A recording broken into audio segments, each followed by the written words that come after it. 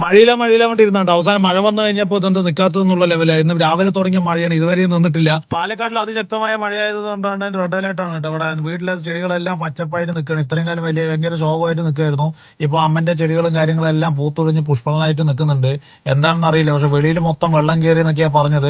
നമുക്ക് എന്തായാലും വെളിയിലൊക്കെ കാര്യങ്ങളെല്ലാം പോയി നോക്കാം എന്തായി ഏതായി എന്നൊക്കെ ഉള്ളത്. നമ്മുടെ വഴിയിൽ പിന്നെ വെള്ളം കയറാനുള്ള സ്ഥലങ്ങളൊന്നുമില്ല. ആകെയുള്ള 2 കുളങ്ങളാണ്. അതിന് വലുതായിട്ട് നിറഞ്ഞാൽ നമ്മളെ ഒന്നും ബാധിക്കാൻ പോകുന്നില്ല. പോണ റോഡുകളൊക്കെ നിറഞ്ഞാലാണ് ഏറ്റവും വലിയ വിഷയം. അതാണ്ടോ ഒരു കുളം, ഈ കുളത്തിലാണ് നേരത്തെ കുടിച്ചോണ്ടിരുന്നത്. ഈ ഒരു കുളത്തിൽ ഉച്ചയുടെ സമയത്ത് ഈ വെള്ളം മൊത്തം റോഡിലുണ്ടായിരുന്നു. ഞാൻ പോണ സമയത്ത് അപ്പോഴേക്കും വെള്ളം ഇറങ്ങി. അപ്പോഴേക്കും കുറച്ച് മഴന്റെ കനം കുറഞ്ഞു. മഴയുണ്ട്, എന്നാൽ ആ മഴന്റെ കനം കുറഞ്ഞു.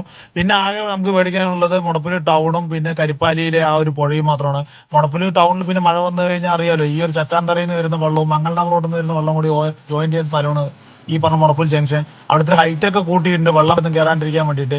എന്താവോന്ന് അറിയില്ല. വെള്ളം തടഞ്ഞാലല്ലേ ഇവിടെ വെള്ളക്കെട്ട് അവസാനിക്കുള്ളൂ. പക്ഷെ വെള്ളം തടയാനുള്ള ഒരു വഴിയില്ല. എത്ര ലക്ഷങ്ങൾ മുടക്കിയെന്ന് അറിയോ? ഒരു കാര്യമില്ല. എങ്ങനെ കിടക്കണ്ട് ഇപ്പോഴും ഇവിടുത്തെ കടക്കാർക്ക് ദുരിതം മാത്രമേ ഉള്ളൂ. പിന്നെ മെയിനായിട്ട് പേടിക്കേണ്ടത് കരിപ്പാലിയിൽ നിന്ന് വരുന്ന ഈ റോഡാണ്. വടക്കഞ്ചേരി ഭാഗത്തിലോട്ട് മുടപ്പിലൂരിൽ നിന്നും ആ വള്ളിയോട് വരെയുള്ള പോകുന്ന റോഡാണ്. എത്ര എക്സ്പീരിയൻസ് ഡ്രൈവറാണെന്ന് പറഞ്ഞാലും ശ്രദ്ധിച്ചില്ല എന്നുണ്ടെങ്കിൽ ഇവിടെ വഴിയും പറഞ്ഞു കണ്ടത്തും പാടത്തൊക്കെ പോയി കിടക്കേണ്ടി വരും. മഴ പെയ്ത് കഴിഞ്ഞാൽ ടൈലിനെയും കാട്ടി പാലമാണ് ഈ റോഡ്. കാരണം ആകാശം വരെ ക്ലിയർ ആയിട്ട് നമുക്ക് റോഡിൽ കാണാം. പിന്നെ ഇതാണ് നമ്മുടെ കരിപ്പാലി പാലം. ഈ പാലം എന്ന് വരുന്നത് പോത്തുണ്ടി വെള്ളമുണ്ടാകും. പോത്തുണ്ടി ഡാം തുറന്നു കഴിഞ്ഞാൽ ഓട്ടോമാറ്റിക്കലി വെള്ളം കയറും. ആ മെയിൻ റോഡ് വരെ ബ്ലോക്ക് ആവും. ഇപ്പൊ തന്നെ മഴയെ തന്നെ ഡാം തുറക്കാതെ തന്നെ പാലത്തിന് മുകളിൽ കൂടെയാണ് വെള്ളം പൊക്കോണ്ടിരിക്കുന്നത്. ഇതിന്റെ അപ്പുറത്ത് സെന്റ് ഫ്രാൻസിസ് സ്കൂളാണ് കേട്ടോ. ഇതിന്റെയും അതിന്റെ അപ്പുറത്തൊരു പാലുണ്ട്. രണ്ടും നിറഞ്ഞു കഴിഞ്ഞതിന്റെ ഇടയിലുള്ളവരുടെ ജീവിതമൊക്കെ ഭയങ്കര ബുദ്ധിമുട്ട് തന്നെയാണ് റോഡിലൊക്കെ പോകാൻ. ഇപ്പോൾ നല്ല രീതിയിൽ വെള്ളവും കാര്യങ്ങളൊക്കെ വരുന്നുണ്ട്. മെയിനായിട്ട് ശ്രദ്ധിക്കുക, ഈ തേങ്ങ പിടിക്കാനും മീൻ പിടിക്കാനും നിൽക്കാൻ വേണ്ടി ശ്രദ്ധിക്കുക. ഈ ഒരു തേങ്ങ പിടിക്കാൻ വേണ്ടി ജീവൻ കളയാൻ നിൽക്കേണ്ട. കാരണം അമ്മാതിരി കുത്തൊലിച്ചിട്ടാണ് വെള്ളം വരുന്നത്. കണ്ടില്ലേ, അത്രയും ശക്തമായിട്ടാണ് വെള്ളം ഒഴുകിക്കൊണ്ടിരിക്കുന്നത്. ഈ മഴ രാത്രി മൊത്തം നിൽക്കുകയാണ്. അല്ലെങ്കിൽ എവിടെയെങ്കിലും ഉരുൾപൊട്ടിക്കാൻ ഇതിന്റെ ഡബിൾ മടങ്ങാവും പിന്നെ വെള്ളത്തിന്റെ വരവ്. അത് കണ്ടില്ലേ, ഇവിടുന്ന് പാടത്തു നിന്നൊക്കെ വരുന്ന വെള്ളം മൊത്തം വരുന്നത് ഇതിനകത്തോട്ടാണ്.